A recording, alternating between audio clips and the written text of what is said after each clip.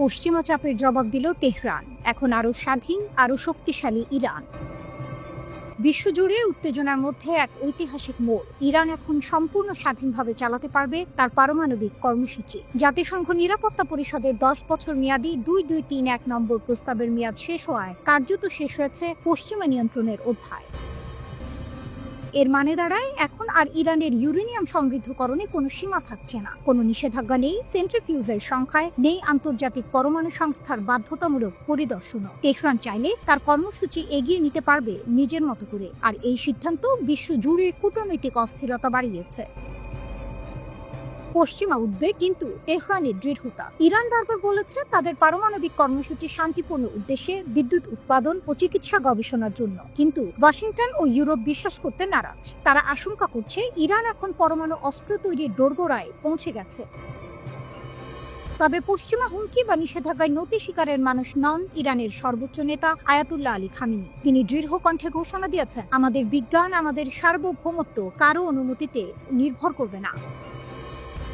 তেহরানের পাশে পুতিন ও Xi Jinping, ইরানের পাশে দাঁড়িয়েছে দুই পরাশক্তি রাশিয়া ও চীন। এই তিন দেশ একযোগে জাতিসংঘ ও আন্তর্জাতিক পরমাণু শক্তি সংস্থাকে চিঠি পাঠিয়ে জানিয়েছে নিরাপত্তা পরিষদের 2231 প্রস্তাবের মেয়াদ আনুষ্ঠানিকভাবে শেষ।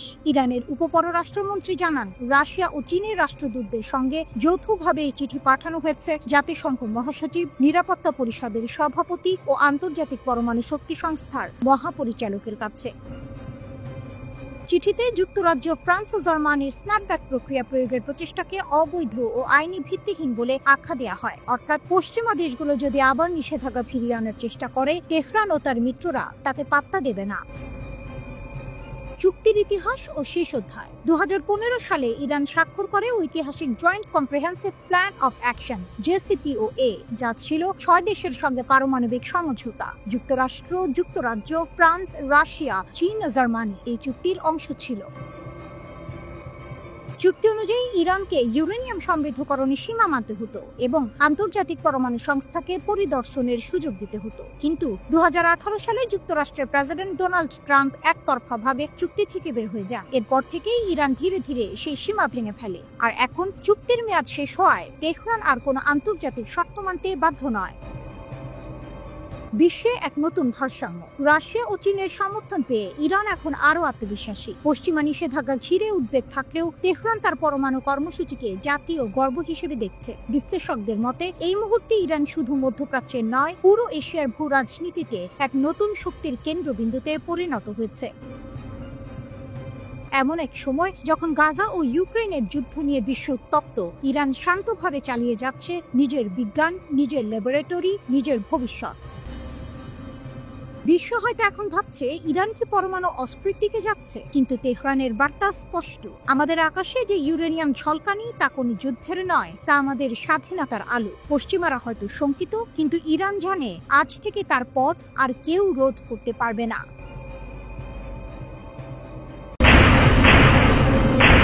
ইসরায়েলি দখলের বিরুদ্ধে আরব বিশ্বের অগ্নিশর, নেতৃত্বে সৌদি আরব। মধ্যপ্রাচ্যে নতুন এক কণ্ঠ উঠে এসেছে, দৃপ্ত, অটল ও ন্যায়ের দাবিতে সোচ্চার।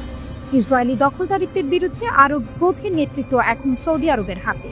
রিয়াদ যেন আজ সেই অগ্নিশিখা, যা নীরবতার দেয়াল ভেদ করে বলছে, ফিলিস্তিন আমাদের হৃদয় এবং হৃদয় কখনো দখল করা যায় না।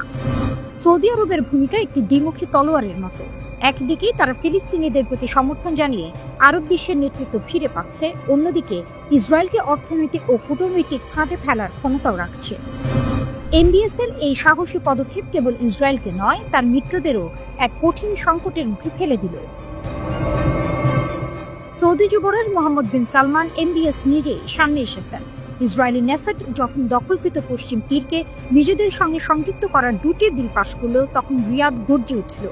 পররাষ্ট্র মন্ত্রণালয়ের ভাষায় এটি কেবল একটি আইন নয়, এটি দখলদারিত্বের নতুন মুখোশ। পশ্চিম তীর দখলে ইসরায়েলি পার্লামেন্টে বিল অনুমোদন, কাতার, সৌদি আরব, জর্ডানের নিন্দা। সৌদি আরব সরাসরি ঘোষণা করেছে দখলকৃত অঞ্চলের ওপর ইসরায়েলি নিয়ন্ত্রণ বৈধ নয়, এটি আন্তর্জাতিক আইনের নগ্ন লঙ্ঘন। রিয়াদ নেসাটের প্রাথমিক ভোটকে অবৈধ ও বিপজ্জনক বলে বাতিল ঘোষণা করেছে। সৌদি বিবৃতিতে বলা হয়েছে, রাজ্য ইসরায়েলি দখলদার কর্তৃপক্ষের সব বসতি সম্প্রসারণ এবং সংযুক্তিকরণ পদক্ষেপ সম্পূর্ণভাবে প্রত্যাখ্যান করছে। রিয়াদ আবারও স্মরণ করিয়ে দিয়েছে 1967 সালের সীমান্ত রেখা, যেখানে একটি স্বাধীন ফিলিস্তিনি রাষ্ট্র থাকবে, রাজধানী হবে পূর্ব জেরুজালেম। এই অবস্থান শুধু কূটনৈতিক নয়, প্রতীকীয় বটে। যেখানে অনেক আরব রাষ্ট্র নীরবতার আড়ালে নিজেদের স্বার্থ খুঁজছে, সৌদি আরব যেন ঘোষণা করছে ন্যায় বিচার ছাড়া শান্তি আসবে না। সতর্ক করেছে ইসরায়েলের এই পদক্ষেপ আঞ্চলিক নিরাপত্তার জন্য মারাত্মক হুমকি। এই পথ রক্তের, এই পথ অস্থিরতার। রিয়াদের কণ্ঠে যেন প্রতিধ্বনিত হচ্ছে সেই সতর্কবার্তা যা একসময় আরব জোটের পতাকায় লেখা ছিল। বিবৃতিতে বলা হয়েছে, ফিলিস্তিনি জনগণের উপর সকল আক্রমণ বন্ধ করতে হবে, আর ন্যায় ভিত্তিক দ্বিরাষ্ট্রীয় সমাধানের মাধ্যমে স্থায়ী শান্তি প্রতিষ্ঠা সম্ভব। এই নিন্দা কেবল কূটনীতির পৃষ্ঠায় সীমাবদ্ধ নয়, এটি এক আরব শক্তির জাগরণের ইঙ্গিত। যে শক্তি একসময় ইতিহাসে ইসলামী ঐক্যের প্রতীক ছিল, আজ আবার সেটি হয়ে উঠেছে ন্যায়ের পতাকা বহনকারী। সৌদি আরবের অবস্থান এখন যেন নতুন দিক নির্দেশনা দিচ্ছে পুরো আরব বিশ্বকে। রিয়াদ চুপ করে নেই, বরং বলছে যে শান্তি দখলের ওপর দাঁড়ায় তা শান্তি নয়, প্রতারণা। রিয়াদ যেন এক ভিন্ন পথ বেছে নিয়েছে, সমঝোতার নয়, প্রতিবাদের। এবং সেই প্রতিবাদের ভাষা এখন সমগ্র আরব দুনিয়ায় প্রতিধ্বনিত হচ্ছে। যখন ফিলিস্তিনের মাটিতে আগুন, তখন সৌদি আরব যেন বলছে, আমরা নীরব থাকব না। ন্যায়ের সূর্য পশ্চিম তীরের আকাশেও উঠবে। আর এই ঘোষণায় এক ঝলক দেখা যাচ্ছে সেই পুরনো আরব শক্তির, যে শক্তি দমন নয়, প্রতিরোধে বিশ্বাস করে, যে শক্তি এখন আবার ফিলিস্তিনের পক্ষে দাঁড়াতে প্রস্তুত।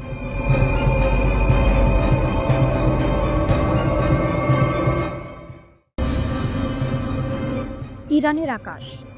হঠাৎ তেহরানের সামরিক সদর দপ্তরে একটি জরুরি বার্তা পৌঁছায়। একটি অজানা স্টেলথ ড্রোন ইরানের আকাশ সীমায় প্রবেশ করেছে। সেটি ছিল আমেরিকার তৈরি লকহিড মার্টিনের অত্যাধুনিক RQ-170 সেন্টিনেল ড্রোন। পঞ্চম প্রজন্মের এই ড্রোনটিকে তখন পর্যন্ত কোনো দেশের রাডার সহজে ধরতে পারত না। কিন্তু সেদিন ভাগ্য ছিল ভিন্ন। ইরানের Islamic Revolutionary Guard Corps IRGC তাদের ইলেকট্রনিক ওয়ারফেয়ার ইউনিট সক্রিয় করে। কয়েক মিনিটের মধ্যে ড্রোনটির GPS সিগন্যাল জ্যাম করা হয় এবং অলৌকিক বা আশ্চর্যজনকভাবে সেটি প্রায় অক্ষত অবস্থায় ইরানের মাটিতে অবতরণ করে। সামরিক রহস্য ফাঁস, আমেরিকার দুঃস্বপ্ন।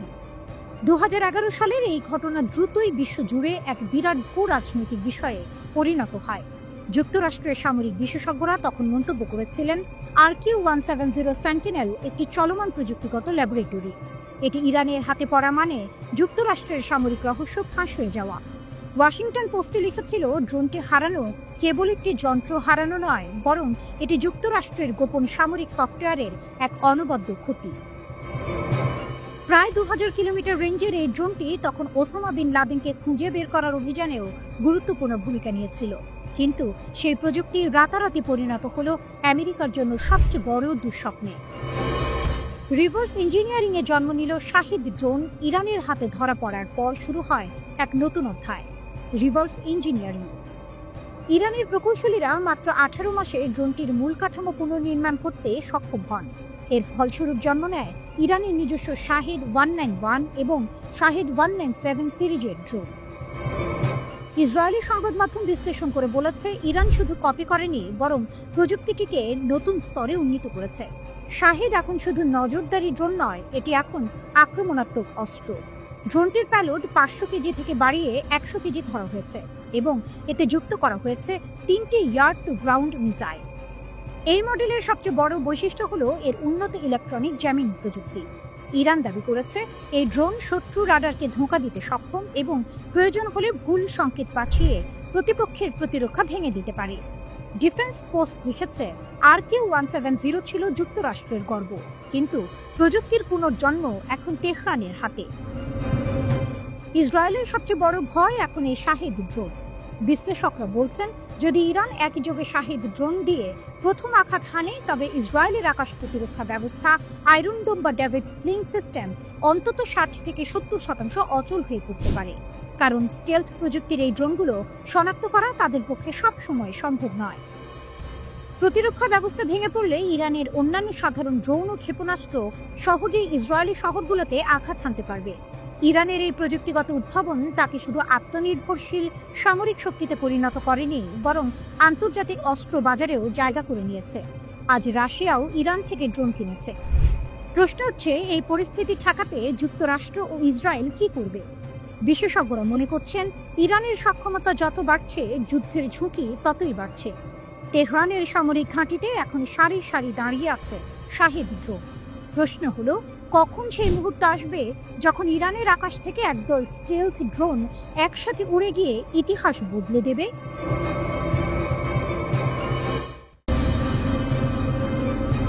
এনপিটির বাঁধন ছিঁড়ে ইরান কি পারমাণবিক অস্ত্রের পথে? তেহরানের সীমাহীন ক্ষেপণাস্ত্রের ঘোষণা মনস্তাত্ত্বিক যুদ্ধ, নাকি নতুন বৈশ্বিক ভারসাম্যের সূচনা? এই মুহূর্তে সারা বিশ্বকে থামিয়ে দিয়েছে একটি মাত্র প্রশ্ন: ইরান কি এখন এনপিটি চুক্তির বাঁধা ভেঙে পারমাণবিক অস্ত্র তৈরির পথে? ইরানের রাষ্ট্রীয় টেলিভিশনে দেশটির পররাষ্ট্রমন্ত্রী আব্বাস আরাগচির ঘোষণা ছিল স্পষ্ট: ইরান আইইএএ এর সাথে পরমাণু সহযোগিতা চুক্তি স্থগিত করেছে। এর অর্থ কার্যত ইরান এখন আর কোনো বহিরাগত সংস্থার কাছে তার পারমাণবিক কর্মসূচির জন্য জবাবদিহি করবে না। এই ঘোষণার পর বিশ্ব জুড়ে প্রশ্ন উঠেছে, তাহলে কি ইরান এবার পারমাণবিক অস্ত্র তৈরির ঘোষণা দিতে যাচ্ছে, নাকি পশ্চিমা জোটকে এক মনস্তাত্ত্বিক ধাক্কা দিতে তেহরান খেলছে এক নতুন ভূ রাজনৈতিক দাবার চাল? এনপিটি বা নন প্রলিফারেশন ট্রিটি হল পারমাণবিক অস্ত্রের বিস্তার রোধের জন্য জাতিসংঘের একটি বৈশ্বিক চুক্তি। এই চুক্তিতে থাকা দেশগুলো পারমাণবিক অস্ত্র তৈরি না করার প্রতিশ্রুতি দেয়, কিন্তু যখন কোনো দেশ এই চুক্তি স্থগিত করে বা বেরিয়ে আসে, তখন তার মানে হলো সেই দেশ নিজের পারমাণবিক কর্মসূচির ওপর আর কোনো নজরদারি মেনে নেবে না। কূটনৈতিক মহলে কানাঘুষা শুরু হয়েছে। ইরান কি তাহলে এবার স্বাধীন পরমাণু রাষ্ট্রের পথে হাঁটছে? বিশ্লেষকরা বলছেন, গত জুন মাসে ইসরায়েলে যুক্তরাষ্ট্রের হামলায় ইরানের বহু পরমাণু বিজ্ঞানী নিহত হওয়া এবং স্থাপনা ধ্বংসের পরই এই সিদ্ধান্তে বীজ রোপিত হয়েছিল। তেহরান এখন বলছে, তোমরা আমাদের ওপর যুদ্ধ চাপিয়ে দিয়েছ, এখন আমরা নিজেদের মতো চলব। ক্ষেপণাস্ত্রের সীমা তুলে নিলেন খামেনি। ইরানের সিদ্ধান্ত শুধু পরমাণু চুক্তি পর্যন্তই থামেনি, এর চেয়েও বড় পদক্ষেপ এসেছে ইরানের সর্বোচ্চ ধর্মীয় নেতা আয়াতুল্লাহ আলী খামেনির কাছ থেকে। দীর্ঘদিন ধরে 2200 কিলোমিটার পর্যন্ত সীমা ছিল ইরানের ক্ষেপণাস্ত্র কর্মসূচি, কিন্তু এখন সেই সীমা আর নেই। এর অর্থ কি দাঁড়ায়? ইরান এখন চাইলে এমন ক্ষেপণাস্ত্র তৈরি করতে পারে যা ইউরোপের গভীরে, এমনকি মার্কিন ঘাঁটিতেও পৌঁছাতে পারে। বিশ্লেষকরা বলছেন, এই সীমাহীন ক্ষেপণাস্ত্র ঘোষণা আসলে প্রতিশোধের প্রতিধ্বনি। তেহরানের সশস্ত্র বাহিনীর বিচার বিভাগের প্রধান আহমদ রেজা কাপুর খান তো স্পষ্ট করে বলেছেন, আমেরিকানরা ইরানের ক্ষেপণাস্ত্র রেঞ্জ 500 কিলোমিটারের নিচে নামানোর স্বপ্ন নিয়েই মরবে। অর্থাৎ ক্ষেপণাস্ত্র এখন জাতীয় মর্যাদার প্রতীক। ইরানের সামরিক কাঠামোতে চলছে এক অভূতপূর্ব জাগরণ। দেশটির রেভলিউশনারি গার্ড কর্পস আজ মধ্যপ্রাচ্যের অন্যতম শক্তিশালী এক সামরিক ইউনিট। তাদের হাতে এখন এমন অস্ত্র আছে যা 3000 কিলোমিটার দূরত্বেও আঘাত হানতে পারে। নৌবাহিনী হাতে নিয়েছে ফাতে কাদির নামের সাবমেরিন, আর আকাশে আছে খুররমশর 4, যার গতি শব্দের চেয়েও 3 গুণ বেশি। ইরানের চোখে প্রতিটি ক্ষেপণাস্ত্র শুধু ইস্পাত নয়, বরং তা হলো পশ্চিমা আধিপত্যের অপমানের জবাব। প্রেক্ষাপট এখন পরিষ্কার, ইরান আর কোনো বাধা মানছে না, না এনপিটি, না ক্ষেপণাস্ত্রের সীমা, না পশ্চিমা চাপ। প্রশ্ন হলো, এখন যখন তেহরান পরমাণু ও ক্ষেপণাস্ত্র দুই দিকেই সীমাহীন হয়ে উঠছে, তখন কি মধ্যপ্রাচ্য ঢুকছে এক নতুন অস্ত্র প্রতিযোগিতার যুগে, নাকি এই ইরানই তৈরি করবে নতুন বৈশ্বিক ভারসাম্য, যেখানে প্রতিরোধী হবে শান্তির নতুন সংজ্ঞা?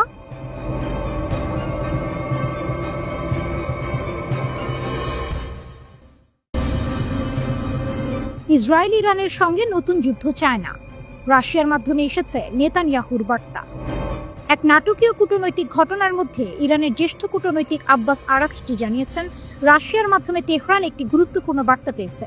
বার্তাটি এসেছিল স্বয়ং ইসরায়েলের প্রধানমন্ত্রী বেনিয়ামিন নেতানিয়াহুর পক্ষ থেকে, যেখানে তিনি স্পষ্ট করে বলেছেন, ইসরায়েল ইরানের সঙ্গে নতুন করে আর কোনো যুদ্ধ চায় না।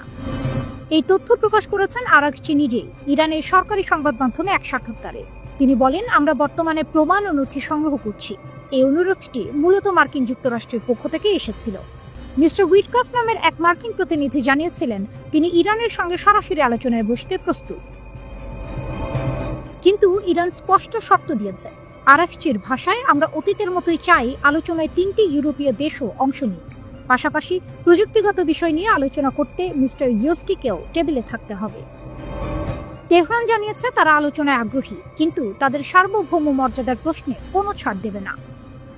আরাকচি বলেন, 3 দিন আগে নেতানিয়াহু ও পুতিনের মধ্যে ফোনালাপ হয়েছিল। পরদিন সকালে রাশিয়া আমাদের রাষ্ট্রদূতকে ডেকে পাঠায়। সেখানে জানানো হয় নেতানিয়াহু ইরানের সঙ্গে আর কোনো যুদ্ধে জড়াতে চান না, নতুন সংঘাতেরও পক্ষপাতী নন। রাশিয়া এই বার্তাটি তেহরানকে জানায় এবং পরে পুতিন নিজেই তা প্রকাশ্যে ঘোষণা করেন। পুতিন বলেন, আমরা ইসরায়েলের সঙ্গে আমাদের আস্থাভিত্তিক যোগাযোগ অব্যাহত রেখেছি। ইসরায়েলের নেতারা আমাদের জানিয়েছেন যে তারা তেহরানের কাছে একটি বার্তা পাঠাতে চান, আর সেটি হলো তারা ইরানের সঙ্গে উত্তেজনা আরও হ্রাস করতে প্রতিশ্রুতিবদ্ধ এবং ভবিষ্যতে আর কোনো সংঘাতে জড়াতে আগ্রহী নন। ইসরায়েলি নেতারা আমাদের অনুরোধ করেছেন আমরা যেন আমাদের ইরানি বন্ধুদের কাছে এই বার্তা পৌঁছে দিই। আরাকচির মতে এটি ইরান রাশিয়া সম্পর্কের গভীর আস্থার প্রতিফলন। দুই দেশ এখন এমন এক চুক্তিতে স্বাক্ষর করেছে যা তাদের দীর্ঘমেয়াদী সম্পর্ককে আরও স্থায়ী করবে। ইরান বলছে রাশিয়া ও চীনের সঙ্গে তাদের সম্পর্ক এখন কৌশলগত পর্যায়ে পৌঁছেছে। মার্কিন নিষেধাজ্ঞা, পশ্চিমা চাপ কিছুই তেহরানের আত্মবিশ্বাস নষ্ট করতে পারেনি। আমরা আত্মনির্ভর, বিশ্ব জানুক ইরান আর আগের ইরান নয়, বলেন আরাকচি। তিনি আরো বলেন, আমাদের পাকিস্তান ও আফগানিস্তানের সঙ্গে সম্পর্ক ঐতিহাসিকভাবে দৃঢ়। আফগানিস্তানে নতুন সরকার এলেও আমরা সংলাপ চালিয়ে যাচ্ছি। আরাকচি জানান, তিনি পাকিস্তানের পররাষ্ট্রমন্ত্রীর সঙ্গে কথা বলেছেন, যেখানে উভয় দেশ সম্মত হয়েছে যে সীমান্ত সংঘাত বন্ধের সংযমই একমাত্র পথ। তার ভাষায়, ইরান, পাকিস্তান ও আফগানিস্তানের মধ্যে স্থিতিশীলতা মানে গোটা অঞ্চলের স্থিতিশীলতা। তিনি আরো যোগ করেন, আমরা চাই আফগান বিষয়ে আমাদের দুই দেশের বিশেষ প্রতিনিধিরা একে অপরের সঙ্গে মতবিনিময় করুক। আল্লাহর ইচ্ছায় আমরা এই সমস্যার শান্তিপূর্ণ সমাধান খুঁজে পাব। এভাবেই যেখানে বিশ্ব জুড়ে যুদ্ধের গন্ধ ভেসে আসছে, সেখানে তেহরানের কূটনৈতিক মঞ্চ থেকে ভেসে এলো এক ভিন্ন বার্তা। ইরান ভয় দেখায় না, বরং ভারসাম্য রক্ষা করে। রাশিয়ার কণ্ঠে প্রতিধ্বনিত হলো সেই বাস্তবতা। ইসরায়েল জানে ইরানের সঙ্গে যুদ্ধ মানে আগুনে ঝাঁপ দেয়া।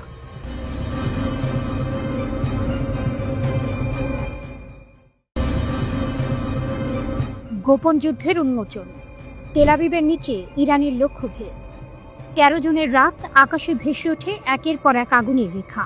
ইরান তখন বলেছিল এটি ইসরায়েলের বিরুদ্ধে প্রতিশোধমূলক হামলা, কিন্তু কয়েক সপ্তাহ পর এক বিস্ফোরক রিপোর্ট জানালো অন্য কথা। সেই ক্ষেপণাস্ত্রগুলো নাকি আঘাত হেনেছিল তেল আবিবের বিলাসবহুল দ্য ভিঞ্চি টাওয়ারের নিচে লুকানো এক গোপন মার্কিন ইসরায়েলি সামরিক ঘাঁটিতে। দ্য গ্রে জোন নামের একটি অনুসন্ধানী সংবাদ মাধ্যমের প্রতিবেদন অনুযায়ী ওই ভূগর্ভস্থ স্থাপনাটির নাম ছিল সাইট 81, এক যৌথ কমান্ড সেন্টার যেখানে ইসরায়েলি সামরিক গোয়েন্দা কর্মকর্তা ও মার্কিন প্রকৌশলীরা একসঙ্গে কাজ করতেন। তেল আবিব, যে শহরটি সাধারণত সৈকত, রাত্রিজীবন ও আধুনিক স্থাপত্যের জন্য পরিচিত, সেখানে যুদ্ধের এই ছায়া অনেকের জন্যই অপ্রত্যাশিত। প্রতিবেদনে দাবি করা হয়েছে বিলাসবহুল দ্য ভিঞ্চি টাওয়ারের নিচে বহু বছর আগে শুরু হয়েছিল একটি গোপন প্রকল্প, যা 2013 সালে মার্কিন সেনাবাহিনীর ইঞ্জিনিয়ার কর্পসের তত্ত্বাবধানে সম্প্রসারিত হয়। ভূ অবস্থানগত তথ্য, ফাঁস হওয়া ইমেইল ও সামরিক নথি অনুসারে ঘাঁটিটি প্রায় 6000 বর্গমিটার জুড়ে বিস্তৃত এবং বিশেষভাবে তৈরি ছিল ইলেকট্রনিক যুদ্ধ ও গোয়েন্দা যোগাযোগ পরিচালনার জন্য। প্রতিবেদনটিতে আরও বলা হয়েছে এটি ছিল এক ধরনের স্থায়ী কেন্দ্র, যেখান থেকে গাজার অভিযানের কৌশল, সাইবার অপারেশন এবং ইরান সংক্রান্ত নজরদারি পরিচালিত হতো। ইরানের ক্ষেপণাস্ত্র হামলার পর ইসরায়েলি পুলিশ দ্রুত তেল আবিবের ওই অঞ্চল সিল করে দেয়। স্থানীয় সংবাদ মাধ্যমগুলোতে সেই হামলার খবর প্রকাশ হতে 2 সপ্তাহ বিলম্ব হয়, যা ফ্রান্স 24 পর্যবেক্ষণ করেছে। ইরানের রাষ্ট্রীয় টেলিভিশন তখন দাবি করে আমাদের ক্ষেপণাস্ত্র সামরিক গোয়েন্দা লক্ষ্যবস্তুতে আঘাত হেনেছে, তবে ইসরায়েলের কোনো মন্তব্য করেনি। এই নীরবতা থেকেই বিতর্কের জন্ম। ইসরায়েল কি সত্যিই বেসামরিক আবাসনের নিচে গোপন সামরিক স্থাপনা তৈরি করেছিল? দ্য গ্রে জোন অভিযোগ করেছে এই সেটআপ মানব ঢালের ভণ্ডামি, যেখানে সাধারণ মানুষকে অজান্তে যুদ্ধের ঢালের মতো ব্যবহার করা হয়েছে। ইরানের শক্তির বার্তা। বিশ্লেষকদের মতে এই হামলা ইরানের নতুন সামরিক আত্মবিশ্বাসের প্রতীক। গত কয়েক বছরে ইরান দীর্ঘ পাল্লার ক্ষেপণাস্ত্র, ড্রোন এবং সাইবার যুদ্ধ সক্ষমতায় ব্যাপক বিনিয়োগ করেছে। যদি এই রিপোর্ট সঠিক হয়, তাহলে তেল আবিবের গভীরে এমন একটি লক্ষ্যভেদ করা শুধু প্রযুক্তিগত সাফল্য নয়, এটি রাজনৈতিক বার্তা। ইসরায়েলের হৃদয়েও আমরা পৌঁছাতে পারি। এটি এমন এক সময়ে ঘটল যখন ইসরায়েল ও যুক্তরাষ্ট্র উভয়ই গাজা এবং হিজবুল্লাহ ইস্যুতে বাড়তি চাপের মুখে। ফলে ইরানের এই পদক্ষেপকে অনেক বিশ্লেষক শক্তি ও সাহসের প্রদর্শন বলেই দেখছেন। গোপনীয়তার আবরণে যুদ্ধ। ইসরায়েল আনুষ্ঠানিকভাবে এই অভিযোগ অস্বীকার বা স্বীকার করেনি, তবে ঘটনাটি তেল আবিবের সামরিক গোপনীয়তা ও সেন্সরশিপ নীতিকে নতুন করে প্রশ্নের মুখে ফেলেছে। একদিকে ইরান তার সামরিক সক্ষমতা দিয়ে বার্তা দিতে চাইছে, আমরা নজর রাখছি।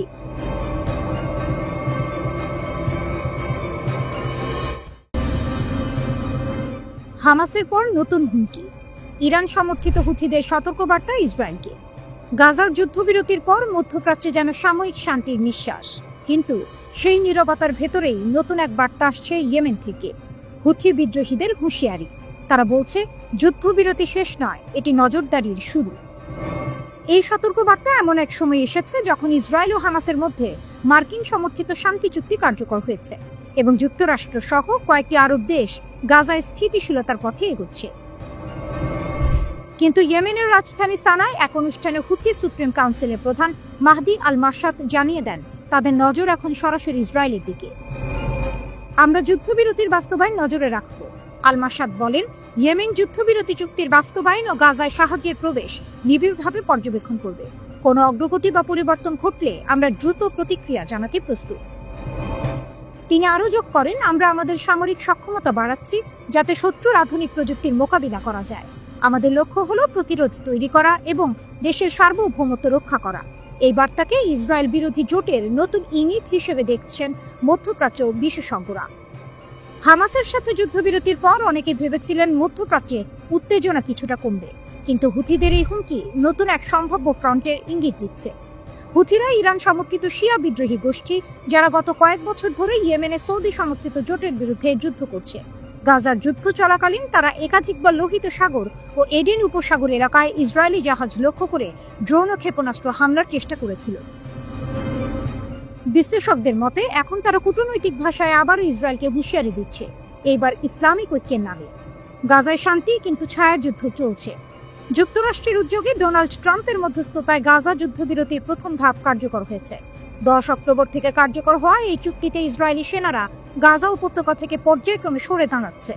ইসরায়েলের প্রধানমন্ত্রী বেনিয়ামিন নেতানিয়াহু সংসদে ভাষণে বলেছেন, এই চুক্তি নতুন যুগের সূচনা।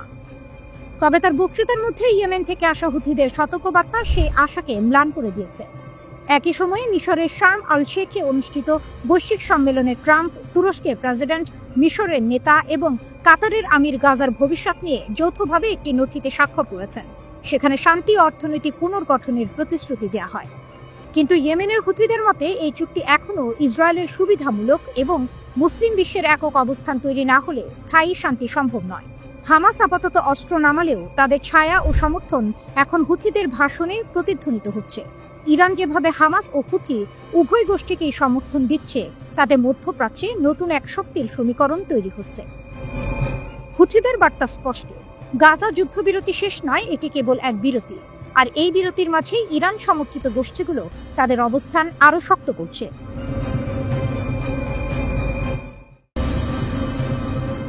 ইরানের মিসাইল হুঁশিয়ারি ও ভেনেজুয়েলায় নতুন যুদ্ধের ছায়া। মধ্যপ্রাচ্য থেকে লাতিন আমেরিকা, দুই মহাদেশের রাজনীতিতে হঠাৎই ঝড় উঠেছে। রাশিয়া ভেনেজুয়েলায় যুদ্ধ প্রবেশের ইঙ্গিত দেওয়ার পর এবার ইরান জানিয়েছে তারা বিশ্বের জন্য মিসাইল রপ্তানির প্রস্তুতিতে আছে। বিশ্লেষকরা বলছেন, এটি কেবল এক ঘোষণাই নয়, এ যেন যুক্তরাষ্ট্রের দিকে এক নতুন কৌশলগত বার্তা। হঠাৎ বদলে যাওয়া খেলার মাঠ।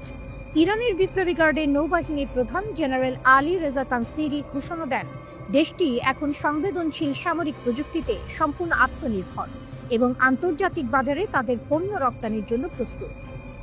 আমরা গর্বিত যে এখন আমরা নিজেরাই মিসাইল, ড্রোন ও সামরিক যান তৈরি করে রপ্তানি করতে পারি, বলেন তিনি তেহরান টাইমসকে। একই সময়ে যুক্তরাষ্ট্রের সঙ্গে ভেনেজুয়েলার উত্তেজনা নতুন উচ্চতায় পৌঁছেছে। ওয়াশিংটন 4টি ড্রাগ কার্টেলবাহী নৌকা ধ্বংসের দাবি করেছে, যেখানে ভেনেজুয়েলা বলছে এগুলো ছিল নিরীহ বেসামরিক জাহাজ এবং এই হামলায় 20 জনেরও বেশি নিহত হয়েছে। মার্কিন প্রেসিডেন্ট ডোনাল্ড ট্রাম্প ঘোষণা করেছেন, আমরা মাদক কারবারি সন্ত্রাসী গোষ্ঠীর বিরুদ্ধে আত্মরক্ষার যুদ্ধ করছি এবং ভেনেজুয়েলার কার্টেল দে লস সোলাস এবং ক্রেন দে আরাগুয়াকে সন্ত্রাসী সংগঠন হিসেবে ঘোষণা করেছেন। রাশিয়া ও ইরান নতুন জোটের ইঙ্গিত। জাতিসংঘের নিরাপত্তা পরিষদে রাশিয়া ও ইরান ভেনেজুয়েলার পক্ষ নিয়ে দাঁড়িয়েছে। রুশ প্রতিনিধির বক্তব্যে স্পষ্ট সতর্কবার্তা ছিল, মার্কিন নৌবাহিনীর উপস্থিতি ভেনেজুয়েলার উপকূলে কেবল অভ্যাস নয়, বরং সম্ভবত আক্রমণের প্রস্তুতি। মস্কো ও তেহরানের এই অবস্থান অনেকের কাছে অপ্রত্যাশিত ছিল। মধ্যপ্রাচ্যের মিত্ররা এবার লাতিন আমেরিকার রাজনৈতিক মঞ্চে পা রাখতে চলেছে। এ যেন বিশ্ব রাজনীতির নতুন টুইস্ট। ইরানের শক্তি ও বার্তা। যদিও ইরান নিজেই কঠোর মার্কিন নিষেধাজ্ঞা, ড্রোন হামলা ও পারমাণবিক স্থাপনায় আঘাতের মুখে রয়েছে, তবুও দেশটি সামরিক প্রযুক্তিতে অবিশ্বাস্য অগ্রগতি দেখাচ্ছে। গত জুনে ইরান ইসরায়েলে ডজন খানেক ক্ষেপণাস্ত্র নিক্ষেপ করেছিল, যা তাদের 3 স্তরের প্রতিরক্ষা ভেদ করেছিল। এছাড়া ইরানের শাহেদ ড্রোন এখন যুক্তরাষ্ট্র, চীন, ফ্রান্স ও যুক্তরাজ্যের প্রকৌশলীদের কাছেও অনুকরণের মডেল হয়ে উঠেছে। ইরানের সর্বোচ্চ নেতা আয়াতুল্লাহ খামেনি সম্প্রতি ক্ষেপণাস্ত্রের সর্বোচ্চ পাল্লা সীমা শিথিল করার ইঙ্গিত দিয়েছেন। ইসরায়েলি প্রধানমন্ত্রী নেতানিয়াহু দাবি করেছেন, ইরান এখন এমন ক্ষেপণাস্ত্র তৈরি করছে যার পাল্লা 8,000 কিলোমিটার, যা যুক্তরাষ্ট্রের উপকূলে পৌঁছাতে মাত্র 3,000 কিলোমিটার কম। তেহরান অবশ্য এই অভিযোগ উড়িয়ে দিয়ে বলেছে, ইরান কোনো যুদ্ধ চায় না, কিন্তু কেউ আঘাত করলে তাৎক্ষণিক জবাব দিতে হবে। বিশ্লেষকদের মতে, ভেনেজুয়েলাকে নিয়ে উদ্ভূত এই সংকট কেবল লাতিন আমেরিকার নয়, এটি বিশ্ব রাজনীতির নতুন পরীক্ষার মঞ্চ। রাশিয়া ও ইরানের ঐক্য যদি বাস্তব পদক্ষেপে রূপ নেয়, তবে যুক্তরাষ্ট্রের প্রভাব ক্ষেত্রে এক নতুন শক্তিশালী ঐক্য গড়ে উঠতে পারে। ইরানের বার্তা স্পষ্ট, নিষেধাজ্ঞা বা চাপ দিয়ে আর তাদের থামানো যাবে না। তাদের মিসাইল, ড্রোন ও প্রযুক্তি এখন কেবল প্রতিরক্ষা নয়, বরং বিশ্বের শক্তির এক নতুন সংজ্ঞা দিচ্ছে।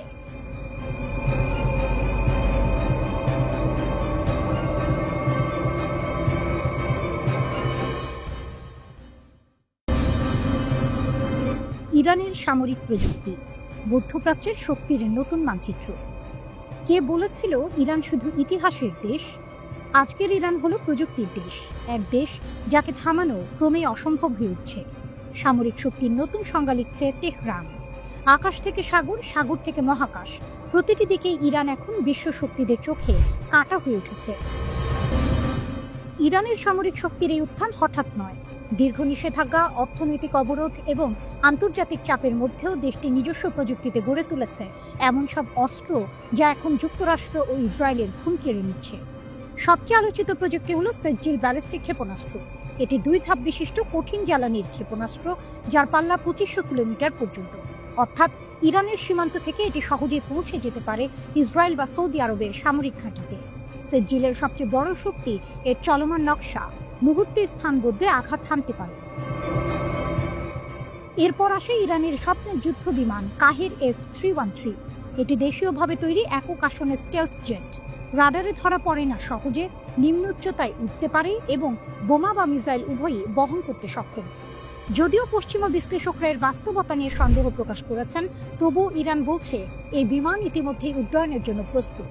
আকাশে শত্রুর হুমকি মোকাবিলায় ইরানের আরেক গর্ব বাভার 373। এটি অনেকের মতে রাশিয়ার S-400 এর সমকক্ষ। সর্বোচ্চ 300 কিলোমিটার দূরের লক্ষ্যবস্তু ধ্বংস করতে সক্ষম এই প্রতিরক্ষা ব্যবস্থা ঘণ্টায় ম্যাক 8 গতিতে ক্ষেপণাস্ত্র ছুটতে পারে। ইরানের বিজ্ঞানীরা নিজেরাই বানিয়েছেন এর রাডার ও নিয়ন্ত্রণ ব্যবস্থা, যা প্রমাণ করে তারা আর কারো ওপর নির্ভরশীল নয়। সামরিক নজরদারিতে যুক্ত হয়েছে আলবোর্স 3D রাডার। এটি একসাথে 300টি লক্ষ্যবস্তু ট্র্যাক করতে পারে, এমনকি নিচু উচ্চতার ড্রোন বা স্টেলথ জেটও এতে ধরা পড়ে। 450 কিলোমিটার দূর থেকে শত্রু শনাক্ত করতে পারা এই রাডার এখন ইরানের আকাশ সীমার নীরব প্রহরী। স্থলে যুদ্ধের জন্য রয়েছে কারার প্রধান যুদ্ধ ট্যাঙ্ক T-90 ও M1 আব্রামসের মিশ্র রূপ। এতে আছে লেজার রেঞ্জ ফাইন্ডার, কম্পিউটার নির্ভর টার্গেটিং সিস্টেম এবং 125 মিমি কামান। এক ট্যাঙ্ক জ্বালানিতে 500 কিলোমিটার চলতে পারে এটি। সাগরে ইরানের গোপন শক্তি হল গাদির ক্লাস সাবমেরিন। পারস্য উপসাগরের অগভীর জলে লুকিয়ে থাকা এই সাবমেরিন শত্রুর নজর এড়িয়ে মুহূর্তেই মিসাইল ছুটতে পারে। ড্রোন যুদ্ধেও ইরান দেখিয়েছে বিপুল অগ্রগতি। মোহাজের 10 ড্রোন 24 ঘন্টা আকাশে ভেসে থাকতে পারে, 2000 কিলোমিটার পর্যন্ত উঠতে পারে আর 300 কেজি বোমা বহন করতে পারে। এটি ইরানের গোয়েন্দা ও আক্রমণ দুই দিকেই একসাথে কাজ করছে। কিন্তু সবচেয়ে বড় চমক এসেছে পাতা হাইপারসনিক ক্ষেপণাস্ত্র থেকে। ম্যাক 15 গতিতে উঠতে সক্ষম এই অস্ত্র শত্রুর প্রতিরক্ষা ব্যবস্থাকে প্রায় অর্থহীন করে দিচ্ছে। আমেরিকাও জানে এই ক্ষেপণাস্ত্র আকাশে উঠলে আটকানো অসম্ভব। সবশেষে আছে শহীদ সোলেমানি যুদ্ধজাহাজ, ইরানের নৌবাহিনীর গর্ব। এতে রয়েছে উন্নত রাডার, ড্রোন ডেক, দ্রুতগামী নৌকা নামানোর ক্রেন এবং ভয়ঙ্কর মিসাইল সিস্টেম। একসময় যাকে নিষিদ্ধ দেশ বলা হতো, আজ সেই ইরান প্রযুক্তির শক্তিতে মধ্যপ্রাচ্যের ভারসাম্য পাল্টে দিচ্ছে। নিষেধাজ্ঞা যতই বাড়ুক, ইরানের প্রতিরোধ যেন আরো দৃঢ় হয়। এটাই নতুন ইরান, যে ভয় পায় না, বরং ভয় দেখায়।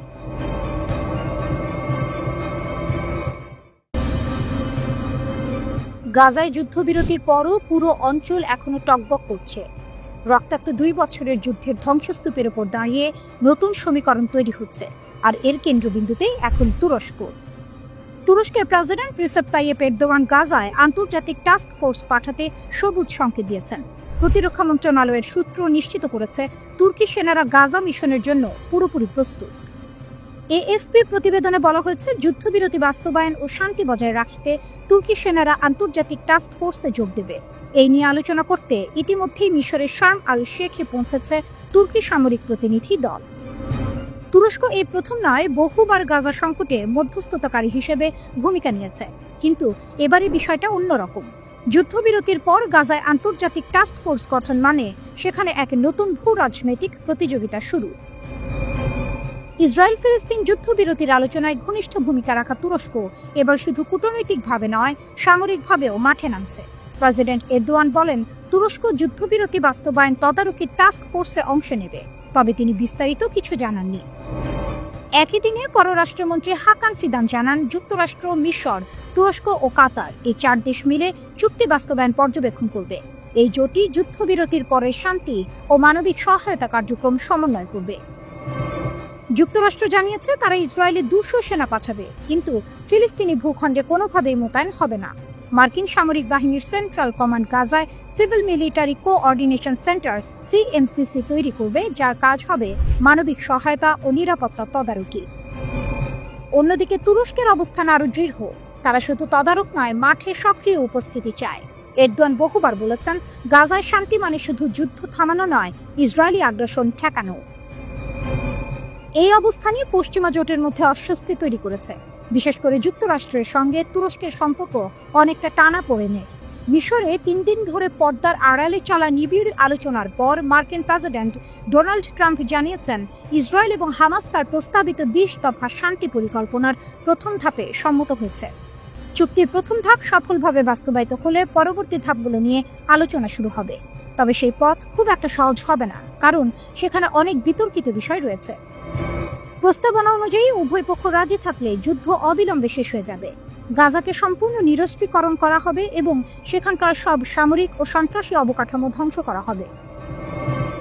গাজার শাসনভার সাময়িকভাবে ফিলিস্তিনি টেকনোক্র্যাটদের একটি অন্তর্বর্তীকালীন কমিটির হাতে দেওয়া হবে।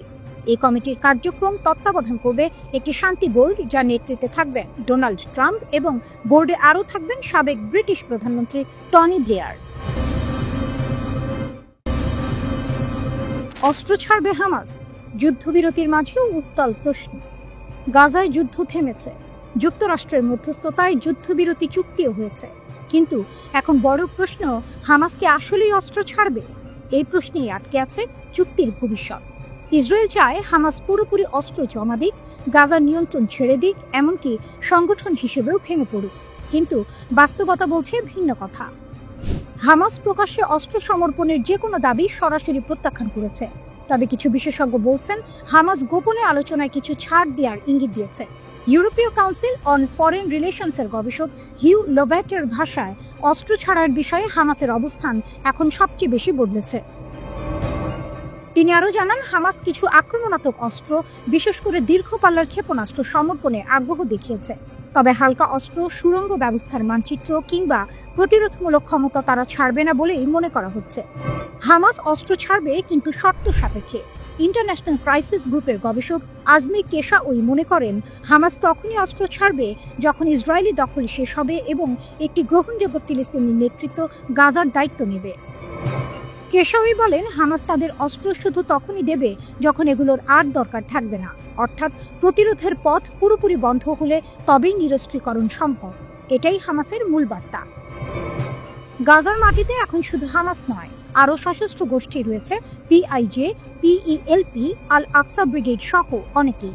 পাশাপাশি ইসরায়েলের সহায়তায় গড়ে ওঠা গ্যাংয়ের দাপট বাড়ছে, যারা লুট করছে, মানুষকে হয়রানি করছে। তাই অনেক গাজাবাসীর বিশ্বাস হামাসের অস্ত্র থাকা দরকার, যেন গ্যাংদের ঠেকানো যায় এবং গাজার অভ্যন্তরীণ নিরাপত্তা নিশ্চিত থাকে। অন্তর্বর্তীকালীন ফোর্সের সহযোগিতা। বিশ্লেষক হিউ ল্যাভট বলেন, হামাস একটি আন্তর্জাতিক টাস্ক ফোর্সকে সহযোগিতা করতে পারে যদি ওই ফোর্স সন্ত্রাস বিরোধী কোনো ভূমিকা না রাখে।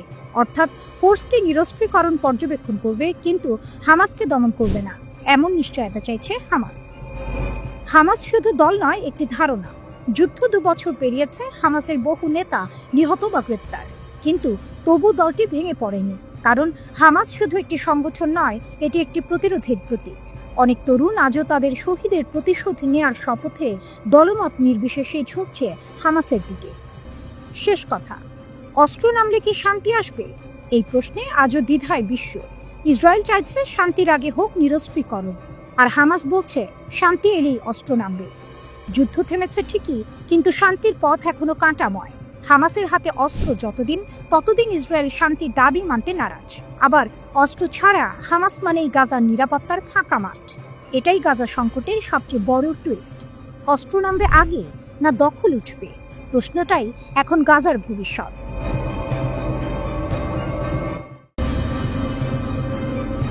আকাশে একটি নীরব হুমকি। ইরানের ক্ষেপণাস্ত্র জ্বলে উঠছে, আর ইসরায়েলে সতর্ক বার্তা বাজছে। উত্তর পূর্ব দিক থেকে দাগিয়ে যেতে পারে, যা এখনো কল্পনায় ছিল। ইসরায়েলের প্রধানমন্ত্রী বেনিয়ামিন নেতানিয়াহু এক গুরুতর সতর্কতা জারি করেছেন। তার দাবি অনুযায়ী ইরান ইতিমধ্যে এক ধাপ এগিয়েছে এবং এখন আন্তঃমহাদেশীয় ব্যালিস্টিক ক্ষেপণাস্ত্র ICBM তৈরি করার পথে। তিনি বলছেন, ইরানের 8000 কিলোমিটার পর্যন্ত সিস্টেম নির্মাণের প্রক্রিয়া চলছে, যে ধরনের অস্ত্র নিউ ইয়র্ক ও ওয়াশিংটন পর্যন্ত পৌঁছাতে সক্ষম। কিন্তু বাস্তবতা কি সেই রূপ ধারণ করেছে? ইরানের হাতে এখন আছে মধ্যবর্তী পাল্লার ব্যালিস্টিক ক্ষেপণাস্ত্র, যেমন খুররামশার ও এমা, যেগুলি পশ্চিম এশিয়ার অনেক অঞ্চল এবং এমনকি ইসরায়েলের সীমান্ত পর্যন্ত আঘাত করতে পারে। তা হলেও IRBM থেকে ICBM পর্যন্ত যাত্রা সহজ নয়। তার জন্য প্রয়োজন উন্নত প্রপালশন, নির্দেশিকা সিস্টেম ও পুনঃপ্রবেশ প্রযুক্তি। ইরান তাদের মহাকাশ প্রয়াসে অগ্রগতি দেখিয়েছে। তাদের সিমর ও জুলজানা রকেট স্যাটেলাইট কক্ষপথে পাঠিয়েছে, যা বহু পর্যায়ের রকেট প্রযুক্তির সক্ষমতা নির্দেশ করে। কিন্তু সেসব অবকাঠামোকে লক্ষ্য নির্ভুল অস্ত্র হিসেবে রূপান্তরিত করতে হলে আরও জটিল প্রযুক্তিগত প্রক্রিয়া দরকার। তেহরান বলছে, আমাদের প্রযুক্তি আমাদের স্বাধীনতার প্রতীক, কিন্তু ইসরায়েলের চোখে এগুলোই ভবিষ্যতের অস্ত্র পরীক্ষাগার। ইরান বারবার বলেছে, তাদের পারমাণবিক ও ক্ষেপণাস্ত্র প্রোগ্রাম প্রতিরক্ষামূলক, প্রতিবেশীদের হুমকি সামলাতে। তবে নেতানিয়াহুর সতর্কবার্তা এমন এক সময় আসে যখন কূটনীতি স্তব্ধ এবং উত্তেজনা বৃদ্ধি পাচ্ছে। এই সতর্কতা হয়তো কৌশলগত মিথ্যাচার। ইসরায়েলের স্বার্থে কাজ করে ওয়াশিংটনকে যুক্ত রাখা, নিষেধাজ্ঞাগুলো জোরদার রাখা এবং সামরিক বিকল্পগুলো খোলা রাখা। যদিও 2025-এর মাঝপথে একটি যুদ্ধবিরতি স্বাক্ষরিত হয়েছে, অবিশ্বাস এখনো গভীর। ইরানের প্রক্সি গোষ্ঠীর কারণেও ইসরায়েল প্রস্তুত থাকতে বাধ্য। উভয় পক্ষই দেখছে এই সংঘাতকে অস্তিত্বগত চোখে। ইসরায়েল ইরানের দ্রুতগতির পারমাণবিক ও ক্ষেপণাস্ত্র সক্ষমতাকে একটি তাৎক্ষণিক বিপদ হিসেবে দেখছে। অন্যদিকে ইরান মনে করে, বিরূপ আক্রমণ যেমন গুপ্ত ও প্রকাশ্যভাবে ঘটছে, সেগুলো থেকে রক্ষা পেতে সুরক্ষা অপরিহার্য। ইরান ইসরায়েলের প্রধানমন্ত্রী বেনিয়ামিন নেতানিয়াহুর বক্তব্যকে মিথ্যা ও মন গড়া বলে উড়িয়ে দিয়েছে। নেতানিয়াহু দাবি করেছেন, ইরান এমন দূরপাল্লার ক্ষেপণাস্ত্র তৈরি করছে যা যুক্তরাষ্ট্রের শহরগুলোয় আঘাত হানতে সক্ষম হবে। মার্কিন পডকাস্টার বেন শাপিরোর সঙ্গে প্রকাশিত এক সাক্ষাৎকারে নেতানিয়াহু বলেন, ইরান এখন 8000 কিলোমিটার পাল্লার আন্তঃমহাদেশীয় ব্যালিস্টিক ক্ষেপণাস্ত্র তৈরি করছে। তিনি আরও বলেন, এর সঙ্গে আর 3000 কিলোমিটার যোগ করলেই তারা new York, Washington, Boston, Miami, এমনকি প্রেসিডেন্ট ডোনাল্ড ট্রাম্পের ফ্লোরিডার মার-এ-লাগোর বাসভবনেও আঘাত হানতে পারবে। ইরানের পররাষ্ট্রমন্ত্রী আব্বাস আরাকচি এই বক্তব্যের নিন্দা জানিয়ে বলেন, ইসরায়েল ইরানের আত্মরক্ষামূলক সামরিক সক্ষমতাকে বিকৃতভাবে উপস্থাপন করে সেটিকে হুমকি হিসেবে দেখাতে চায়। এক্সে আরাকচি লিখেছেন, ইসরায়েল এখন আমাদের প্রতিরক্ষামূলক ক্ষমতাকে মন গড়া হুমকি হিসেবে উপস্থাপন করার চেষ্টা করছে।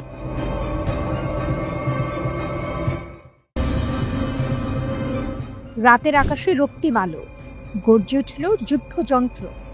পিয়ংইয়ংয়ে সেই মুহূর্তে যেন কাঁপল পৃথিবী।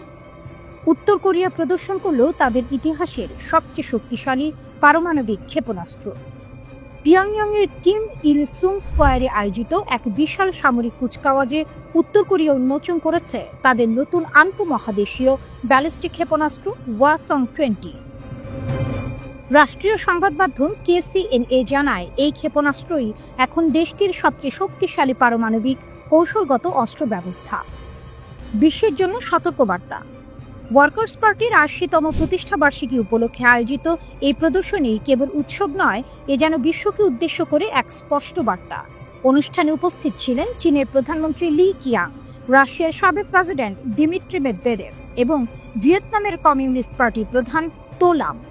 কিম জং উনের পাশে বসে এই তিন পরাশক্তির প্রতিনিধিদের দেখা যাওয়া বিশেষ অর্থ বহন করছে। যুদ্ধপ্রবণ উত্তরের পাশে এখন দৃশ্যমানভাবে দাঁড়িয়ে রয়েছে মিত্র শক্তিগুলো। ওয়াসং-20 এক নতুন অধ্যায়। বিশেষজ্ঞদের মতে ওয়াসং-20 উত্তর কোরিয়ার দীর্ঘপাল্লার পারমাণবিক সক্ষমতার প্রতীক।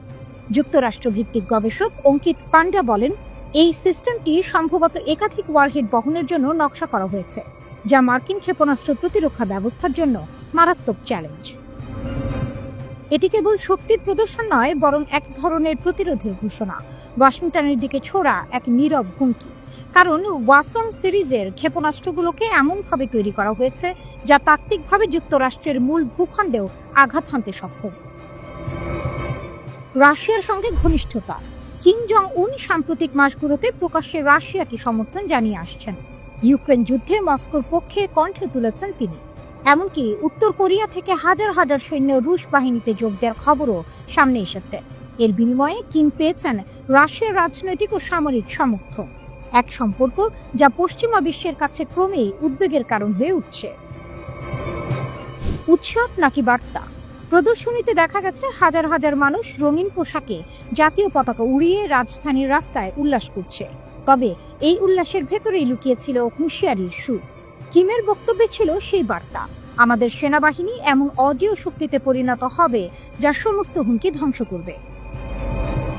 KCNA-এর তথ্যে কুচকাওয়াজে ওয়াসং-20 ছাড়াও প্রদর্শিত হয়েছে হাইপারসনিক ব্যালিস্টিক ক্ষেপণাস্ত্র, ক্রুজ ক্ষেপণাস্ত্র, নতুন প্রজন্মের রকেট লঞ্চার এবং আত্মঘাতী ড্রোনের লঞ্চার।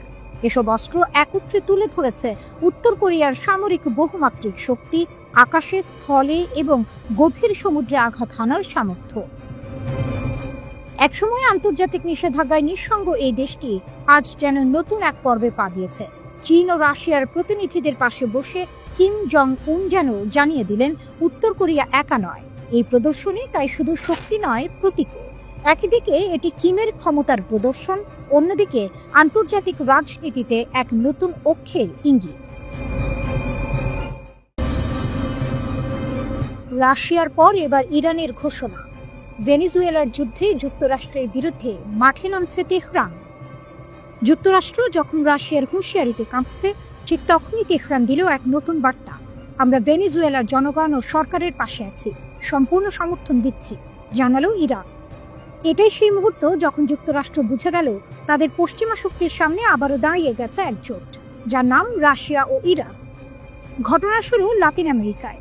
যুক্তরাষ্ট্র সম্প্রতি ভেনেজুয়েলার কয়েকটি নৌকা বোমা হামলায় ধ্বংস করেছে। ওয়াশিংটন দাবি করেছে সেগুলো মাদক বহন করছিল, কিন্তু কারাকাস বলছে ওই হামলায় নিহত হয়েছে 20 জনেরও বেশি সাধারণ মানুষ। এটি ক্ষোভে ফেটে পড়েছে ইরান। তেহরানের পররাষ্ট্র মন্ত্রণালয়ের মুখপাত্র ইসমাইল বাঘাই বলেছেন, ভেনেজুয়েলায় যুক্তরাষ্ট্রের সামরিক অভিযান শুধু উস্কানিমূলকই নয়, এটি আঞ্চলিক স্থিতিশীলতার জন্য গুরুতর হুমকি। তিনি যুক্তরাষ্ট্রকে সতর্ক করে বলেন, এই বেপরোয়া কর্মকাণ্ডের ভয়াবহ পরিণতি হবে। ইরান স্পষ্ট জানিয়ে দিয়েছে তারা ভেনেজুয়েলার সাথে ঘনিষ্ঠ সমন্বয়ে কাজ করছে যেন যুক্তরাষ্ট্রের হস্তক্ষেপ ঠেকানো যায়। তেহরান বলছে এটি শুধু একই দেশের ব্যাপার নয়, এটি স্বাধীনতা ও সার্বভৌমত্বের লড়াই, আর সেই লড়াইয়ে ইরান কখনো পিছিয়ে থাকে না। এরপরেই জাতিসংঘ নিরাপত্তা পরিষদে শুরু হয় তীব্র বিতর্ক। রাশিয়া যুক্তরাষ্ট্রের অভিযানে তীব্র সমালোচনা করে, আর ইরানের বিবৃতি গর্জে ওঠে, লাতিন আমেরিকায় যুদ্ধের আগুন জ্বালাচ্ছে ওয়াশিংটন। ওয়াশিংটনের যুক্তি, তারা মাদক কার্টেল দমনে অভিযান চালাচ্ছে। মার্কিন কর্মকর্তারা বলছেন, প্রেসিডেন্ট ট্রাম্প মাদক বিরোধী যুদ্ধে পূর্ণ সামরিক শক্তি ব্যবহার করছেন। তবে এই ব্যাখ্যায় কেউ সন্তুষ্ট নয়। ভেনেজুয়েলার প্রতিনিধি জাতিসংঘে অভিযোগ তোলেন, যুক্তরাষ্ট্র আমাদের উপকূলের কয়েক কিলোমিটার দূরে যুদ্ধজাহাজ, সাবমেরিন ও 10,000 সৈন্য মোতায়েন করেছে। এটা মাদক বিরোধী অভিযান নয়, এটা আক্রমণের প্রস্তুতি। তার কণ্ঠে প্রতিধ্বনিত হয় এক ঐতিহাসিক সতর্কবার্তা। যদি যুক্তরাষ্ট্র আক্রমণ করে, ভেনেজুয়েলা আত্মরক্ষার অধিকার প্রয়োগ করবে। আমরা ছোট দেশ, কিন্তু কখনোই পরাজিত হব না। আমরা একসময় ছিলাম সাম্রাজ্যের কবরস্থান, প্রয়োজনে আবারও হব। এই ঘোষণা যেন ইরানের আত্মাকে জাগিয়ে তুলল, কারণ এই ভাষা ইরানের পরিচিত প্রতিরোধ, আত্মমর্যাদা ও স্বাধীনতার ভাষা। তেহরান বলছে, যেখানে অন্যায়ের আগুন জ্বলে সেখানে ইরানের অবস্থান সবসময় নির্যাতিতের পাশে। এদিকে ভেনেজুয়েলা ইন্ডিপেন্ডেন্স 200 নামের বিশাল সামরিক মহড়া শুরু করেছে। লক্ষ্য দেশের তেল স্থাপনা ও গুরুত্বপূর্ণ অবকাঠামো রক্ষায় প্রস্তুতি নেওয়া।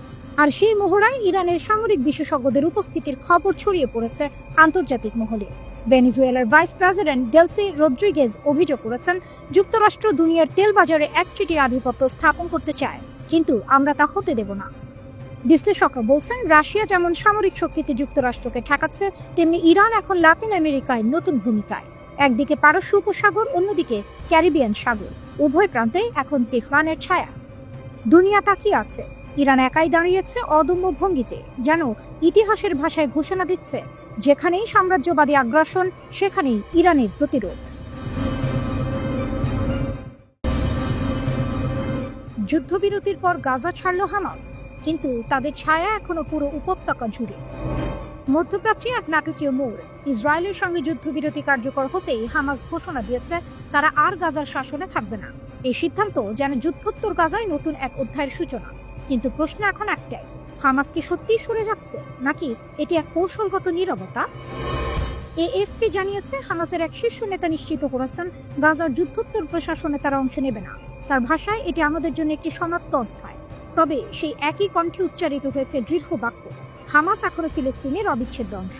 অর্থাৎ ক্ষমতার চেয়ার ছাড়লেও প্রভাবের রাজনীতি ছাড়ছে না তারা। যুদ্ধবিরতি কার্যকর হওয়ার কয়েক ঘন্টা পরই হামাস প্রকাশ করেছে একগুচ্ছ ছবি। অস্ত্রধারী সদস্যরা রাস্তায় টহল দিচ্ছে। বিবিসি জানিয়েছে, ইসরায়েলি সেনা যেসব এলাকা থেকে সরে গেছে, সেখানে প্রায় 7,000 নিরাপত্তা সদস্য মোতায়েন করেছে হামাস। তাদের দায়িত্ব গাজার আইন শৃঙ্খলা রক্ষা করা এবং ইসরায়েলি সহযোগীদের খুঁজে বের করা। যুদ্ধবিরতির পর হামাসের প্রথম প্রকাশ্য শক্তি প্রদর্শন, যেন এক নীরব বার্তা, আমরা সরকার চালাবো না, কিন্তু নিয়ন্ত্রণ আমাদের হাতে। এখন প্রশ্ন, হামাস কেন হঠাৎ গাজার প্রশাসন ছেড়ে দিল? যুদ্ধের ক্লান্তিতে ভাঙা গাজাকে পুনর্গঠন করা এখন এক ভয়াবহ চ্যালেঞ্জ। অনেক বিশ্লেষক মনে করছেন, হামাস হয়তো আপাতত পিছু হটে নিজের শক্তি পুনর্গঠনের কৌশল নিচ্ছে। তারা প্রশাসনিক দায় নয়, বরং প্রতিরোধের আগুন জিইয়ে রাখার দায়িত্ব নিতে চায়। কারণ হামাস জানে, ক্ষমতা ক্ষণস্থায়ী, কিন্তু প্রতিরোধী চিরন্তন। গাজার রাস্তায় আজ তাই এক অদ্ভুত নীরবতা। উপত্যকার আকাশে থেমে গেছে বোমার শব্দ, কিন্তু বাতাসে এখনো ভাসছে সেই চিরচেরা হুঁশিয়ারি, হামাস হারায়নি, শুধু অপেক্ষা করছে। বিশ্ব তাকিয়ে আছে এই ছোট্ট উপত্যকার দিকে, যেখানে যুদ্ধবিরতির নিচে এখনো জ্বলছে প্রতিরোধের আগুন। গাজা হয়তো শান্ত, কিন্তু তার হৃদয়ে এখনো ধ্বনিত হচ্ছে এক বাক্য, আমরা ফিরে আসব। ফিলিস্তিনের মুক্তিকামী গোষ্ঠী হামাস রাজনৈতিক ক্ষমতা ছেড়ে দেয়া এবং যুদ্ধ পরবর্তী গাজার শাসন ব্যবস্থা ফিলিস্তিনের ঐক্য সরকারের হাতে ছেড়ে দিতে রাজি। তবে একটি স্বাধীন ফিলিস্তিন রাষ্ট্র গঠন না হওয়া পর্যন্ত তারা নিরস্ত্র হবে না। এনবিসি নিউজকে একথা জানিয়েছে হামাসের ঊর্ধ্বতন এক রাজনৈতিক কর্মকর্তা বাসেম নাইম। তিনি বলেন, আমরা শাসন ক্ষমতা থেকে সরে যেতে এবং গাজার শাসন পরিচালনা একটি বোর্ড, সরকার বা কমিটির হাতে তুলে দিতে প্রস্তুত। ওদিকে হামাসের মুখপাত্র লতিফ আর কানুয়া আরব নিউজকে বলেছেন, গাজা প্রশাসন দেখভাল করার জন্য একটি কমিটি প্রতিষ্ঠার প্রস্তাবে হামাসের আপত্তি নেই, তবে ফিলিস্তিনি সমাজের অবিচ্ছেদ্য অংশ হিসেবে থাকবে হামাস। এর আগে হামাসের নেতারা যুদ্ধ পরবর্তী গাজা প্রশাসন সহ অন্যান্য গুরুত্বপূর্ণ বিষয়ে বিভক্ত ছিল, কিন্তু এখন হামাসের শীর্ষ সদস্যরা নিরস্ত্রীকরণ প্রশ্নে বিভক্ত বলেই মনে হচ্ছে। হামাস বলেছে, তাদের 40,000 কর্মচারী গাজার সরকারি গুরুত্বপূর্ণ সব প্রতিষ্ঠান, যেমন স্বাস্থ্যসেবা, শিক্ষা এবং নিরাপত্তা বিভাগে কাজ করে।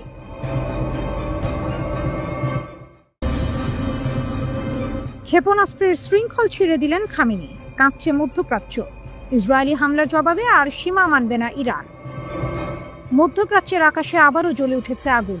তেহরান থেকে ভেসে এসেছে এক বজ্র কণ্ঠ। ইরানের সর্বোচ্চ নেতা আয়াতুল্লাহ আলী খামেনি নাকি তুলে দিয়েছেন ক্ষেপণাস্ত্রের সব সীমা। ইরানের পার্লামেন্ট সদস্য আহমেদ বাকশায়েশ আরদেস্তানি জানান, ইরান এখন যে কোনো দূরত্বে ক্ষেপণাস্ত্র তৈরি করবে, যতটা প্রয়োজন মনে করবে। এটাই সেই ঘোষণা যা গোটা অঞ্চলে নতুন উত্তেজনার আগুন জ্বালিয়ে দিয়েছে। খামেনি নিজেই 2200 কিলোমিটার রেঞ্জের সীমা বেঁধে দিয়েছিলেন, কিন্তু এখন সেই সীমা ইতিহাস। বিশ্লেষকদের ভাষায় এটি ইসরায়েলি হামলার সরাসরি প্রতিক্রিয়া এবং এক কৌশলগত পুনর্জন্ম। আরদেস্তানি স্পষ্ট ভাষায় বলেছেন, আমরা ক্ষেপণাস্ত্রের সীমা মানি না, এটি আমাদের সামরিক শক্তির হৃদয়। তিনি যোগ করেন, ইরানের ক্ষেপণাস্ত্র কর্মসূচি এখন আর কোনো কূটনৈতিক বাঁধনে আবদ্ধ নয়। প্রয়োজনে তারা এমন দূরত্বে আঘাত হানবে যা আগে কখনো সম্ভব হয়নি। যদিও খামেনির দপ্তর থেকে এখনো কোনো আনুষ্ঠানিক বিবৃতি আসেনি, তবুও ইরানের রাজনৈতিক অঙ্গনে ঢেউ তুলেছে এই মন্তব্য। মার্কিন ও ইসরায়েলি নীতি নির্ধারকেরা উদ্বিগ্ন। তেহরানের এই সিদ্ধান্ত মানে ইরান এখন তার আঘাতের ছায়া ছড়িয়ে দিতে পারবে ভূমধ্য সাগর পর্যন্ত। অন্যদিকে ইরানের পররাষ্ট্রমন্ত্রী আব্বাস আরাকচি অভিযোগ করেছেন, ইসরায়েল যুক্তরাষ্ট্রকে ইরান বিরোধী হামলায় প্রতারিত করেছে। তার ভাষায়, ওরা প্রথমে আমেরিকাকে ঠেলে দিয়েছে আক্রমণে, এখন মিথ্যা ক্ষেপণাস্ত্র হুমকি তৈরি করছে। ওয়াশিংটনের দাবি ছিল ইরান যেন ক্ষেপণাস্ত্রের রেঞ্জ কমায়, কিন্তু তেহরান তা সরাসরি প্রত্যাখ্যান করেছে। ইরানের নিরাপত্তা পরিষদের প্রধান বলেছেন, এমন দাবি কোনো সম্মানিত ব্যক্তি মেনে নিতে পারে না। তবে প্রশ্ন হচ্ছে, ইরান কি এখনো আগের মতো শক্তিশালী?